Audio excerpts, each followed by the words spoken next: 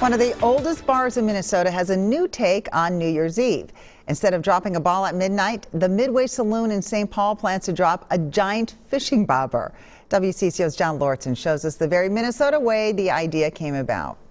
The Midway Saloon is iconic and a little bit nostalgic. There's a 100-year-old menu board that still shows liver sausage sandwiches for 10 cents.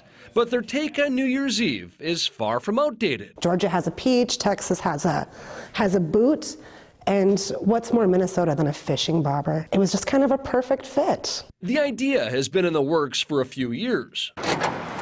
Finally, with the help of some local companies, a giant bobber was born. It's being stored in a building next to the Midway until New Year's. The bobber has a 6-foot diameter. It's 16 feet all the way around. It's made out of vinyl and it was inflated inside this building. So now the question is how to get it out of here. They'll have to deflate it a little bit to get it through the door and onto the Midway's patio. The hope is that it'll be attached to a crane 50 to 100 feet in the air, and then it'll slowly drop during the midnight countdown.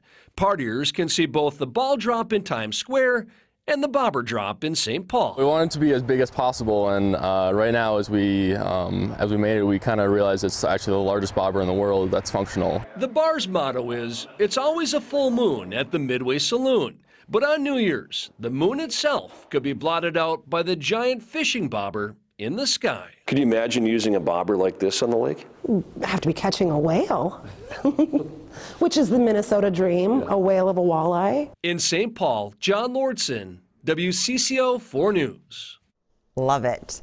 The Midway Saloon says the company that makes Snoopy and Peanut sculptures helped with the bobber. The bobber is filled with air and it's not much heavier than a beach ball. And the hope is to do something similar every New Year's Eve.